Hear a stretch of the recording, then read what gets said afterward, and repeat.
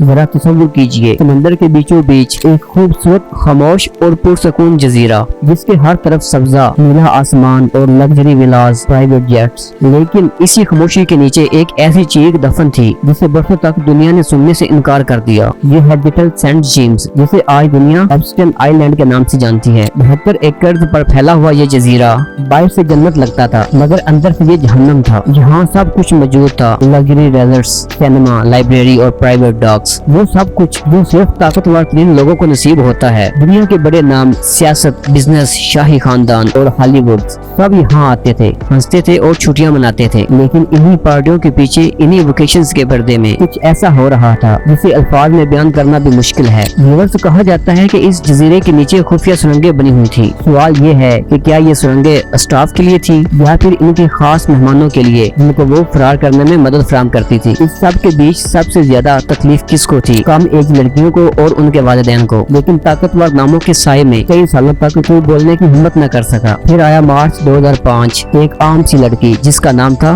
Courteney wild. اس نے وہ کر دکھایا جو دنیا کی بڑی طاقتیں نہ کر سکی۔ وہ اکیلی فلوریڈا کے پام بیچ پولیس اسٹیشن پہنچی اور ایک نام لیا، جیفری ایپسٹین۔ یہ ایک نام نہیں تھا، یہ ایک زلزلہ تھا۔ تحقیقات شروع ہوئی، پولیس، FBI اور خفیہ ایجنسیاں، اور انویسٹیگیشن میں جو شواہد سامنے آئے انہوں نے پوری دنیا کے رونگٹے کھڑے کر دیے۔ فلائٹ لاگز، نامناسب تصاویر اور طاقتور شخصیات کے نام، یہی وہ دستاویزات تھیں جو بعد میں ایپسٹین فائلز کہلائیں۔ لیکن سوال اب بھی باقی تھا، آخر جیفری ایپسٹین تھا کون؟ ایک معمولی میتھس ٹیچر ارب پتی کیسے بن گیا؟ 1970 میں ایک اسکول ٹیچر سے وال اسٹریٹ کے ایلیٹ حلقوں تک، یہ کوئی عام کہانی نہیں تھی۔ پیسہ آیا، طاقت آئی، اور پھر اندھی طاقت، نیو یارک کے محلات، فلوریڈا کی جائیدادیں، نیو میکسیکو کی وسیع رینج، لیکن اس سب کا اصل مرکز وہی جزیرہ تھا، ایپسٹن آئی لینڈ۔ یہاں آنے کے لیے ایک پرائیویٹ جیٹ استعمال ہوتا ہے جسے دنیا نے نام دیا لولیتا ایکسپریس۔ 2019 میں ایپسٹین دوبارہ گرفتار ہوا۔ دنیا کو لگا اب سچ سامنے آ جائے گا، لیکن پھر 10 اگست 2019 کی وہ صبح آئی، نیو یارک کی سب سے محفوظ جیل میں ایپسٹین مردہ پایا گیا۔ کہا گیا یہ خودکشی تھی، لیکن سوالات چیخنے لگے، کیمروں کا بند ہونا، گارڈز کا سو جانا،